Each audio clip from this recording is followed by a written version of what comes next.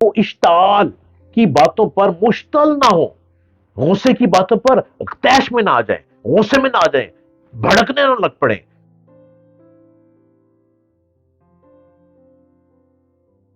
السلام علیکم یارو، میری باتوں کو سمجھتے چلے جاؤ۔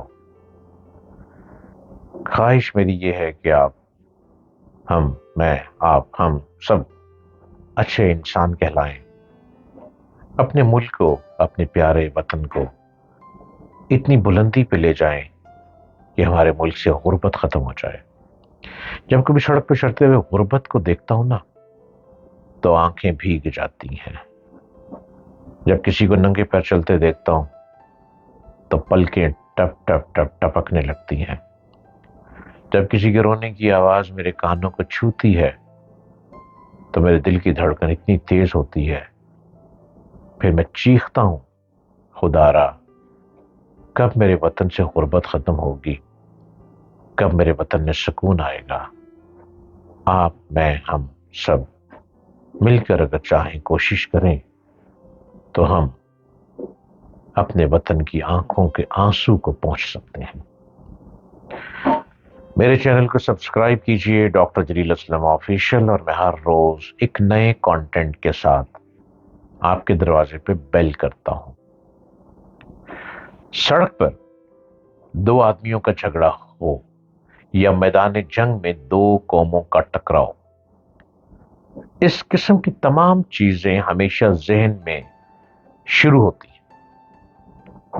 کچھ آدمیوں کے ذہن میں غصہ، اشتعال، انتقام اور نفرت کے خیالات پیدا ہوتے ہیں۔ یہی خیالات بھڑک کر جب عملی صورت اختیار کرتے ہیں تو اسی کا نام جھگڑا یا جنگ ہے۔ اس لیے اگر ذہن کی سطح پر امن قائم کیا جا سکے تو عمل کی سطح پر بھی امن قائم ہو جائے گا۔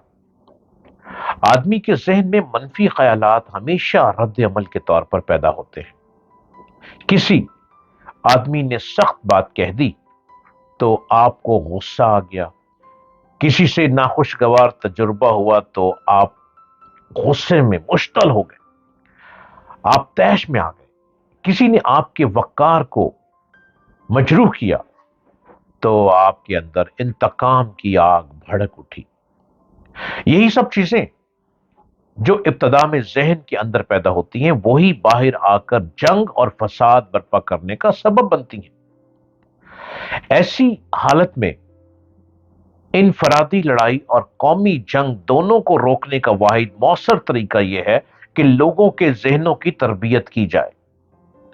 تعلیم و تربیت، ایک ہوتی ہے تعلیم، وہ آپ کتابی تعلیم دے رہے ہیں، آپ رٹے لگوا رہے ہیں، آپ سلیبس کے مطابق رٹے لگوائی چلے جا رہے ہیں۔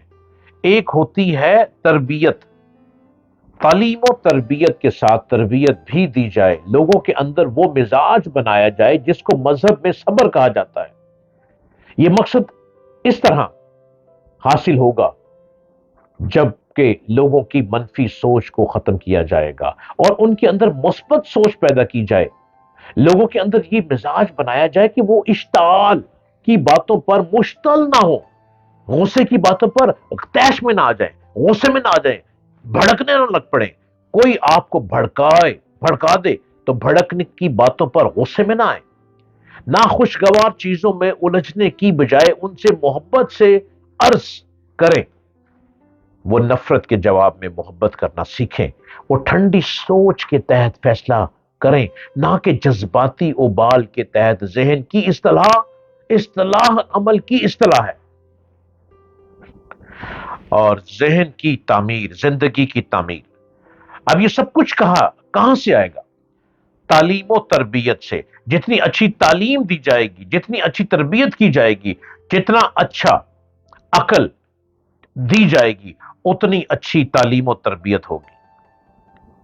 موجودہ حالات کے تناظر میں ہمارا ملک جس صورتحال سے دوچار ہے، اس سارے معاملے سے نپٹنے کے لیے اب بہت ضروری ہے کہ پورے ملک میں نظام تعلیم کو لازمی طور پر رائج کیا جائے، تعلیم و تربیت رائج کی جائے، تاکہ بچوں کو تعلیم کے ساتھ ساتھ تہذیب و آداب اور ملکی سالمیت کے حوالے سے خصوصی تعلیم دی جائے۔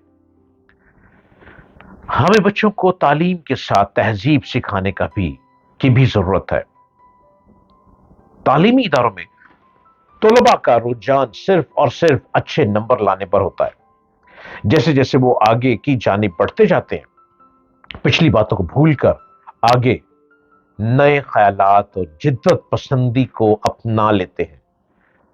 اس دوران وہ مختلف تنظیموں اور جماعتوں کے لیڈروں کی تقاریر سے متاثر ہو کر اپنے آپ کو ان کے حوالے کر دیتے ہیں اور ان کی باتوں کو اپنے اوپر لازم و ملزوم کر لیتے ہیں۔ بحیثیت والدین ہم یہ سمجھنے لگے ہیں کہ ہم نے اپنے بچوں کو تعلیم دے کر ان کے مستقبل کو روشن کر دیا ہے، مگر ان کی سرگرمیوں سے آنکھیں بند کر لیتے ہیں، جس کا خمیازہ ہمیں اس طرح بھگتنا پڑتا ہے کہ یہی نوجوان غیر اخلاقی سرگرمیوں میں آگے آگے رہتے ہیں اور پھر والدین ان کے لیے پریشان پھرتے نظر آتے ہیں۔ نوجوانوں میں تربیت کے حوالے سے ضروری ہے کہ والدین انہیں ایک دوسرے سے محبت و اخلاق سے پیش آنے کی تربیت دیں، انہیں کھیلوں کے میدان میں اتاریں، سوشل میڈیا کا صحیح استعمال سکھائیں، ان کی حوصلہ افزائی کریں تاکہ وہ بہترین منزل کا انتخاب کر سکیں۔ اس معاشرے کو بہتر بنانے کے لیے بہترین ماؤں اور بہترین اساتذہ کی ضرورت ہے۔ بچوں کو ایسی سرگرمیوں سے دور رکھیں جو ان کے لیے تکلیف کا باعث بنے۔ اپنے بچوں کو اچھے لوگوں کی گفتگو سنائیں، اپنے بچوں کو اچھی کاؤنسلنگ کریں، اپنے بچوں کو تعلیم و تربیت کسی اچھے انسٹیٹیوٹ سے دیں، اچھے استاد سے دیں، اچھے لوگوں کی صحبت میں ان کو بیٹھنے کی عادت ڈالیں۔ دوسروں کے خلاف تخریب کاری خود اپنے خلاف تخریب کاری ہے۔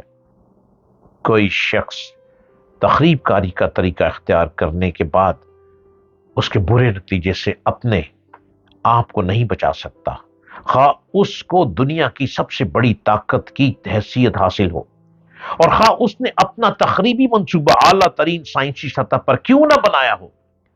اچھی تربیت ذہن کو پازیٹو رکھتی ہے، بری تربیت ذہن کو تخریب کاری پر آمادہ کرتی ہے، اور یہ سب قصور والدین کا ہے۔ اگر والدین چاہیں تو اپنے بچوں کو اچھی صحبت عطا کر سکتے ہیں۔ بچوں کو تھوڑا ٹائم دینا پڑتا ہے۔ جب آپ ٹائم دیں گے، تعلیم و تربیت پر توجہ دیں گے، تو آپ خود حیران ہو جائیں گے کہ اب آپ کو اپنے بچوں کے پیچھے بھاگنے کی ضرورت نہیں ہے۔ آپ کے بچے بہترین تعلیم و تربیت کی طرف رواں دواں ہیں۔ قوم کی رہنمائی بلا شبہ تمام قوموں سے زیادہ مشکل کام ہے، اور یہ مشکل کام یا تو قوم کا رہنما کر سکتا ہے یا قوم کے ماں باپ کر سکتے ہیں۔ قوم کا رہنما بننے کے لیے آدمی کو اپنے نفس کو مارنا پڑتا ہے۔ ایک رہنما کو اپنے نفس کا خیال رکھنا ضروری ہوتا ہے، اور پھر لوگوں کی تعلیم و تربیت اس کی گفتگو سے ہوتی ہے۔ جو لوگ اس ضروری تیاری کے بغیر قوم کو رہنمائی کے میدان میں داخل ہوں، وہ قوم کے مجرم ہیں، نہ کہ قوم کے رہنما۔ پہلے اپنی تربیت خود کریں، پھر قوم کو اپنی محبت بھری گفتگو سے آمادہ کریں کہ تخریب کاری سے بچیں، اپنے ذہنوں کو پازیٹو سوچ کی طرف لے کر چلیں، اور اسلحے کو مت دیکھیں، قلم اور کتاب کو دیکھیں۔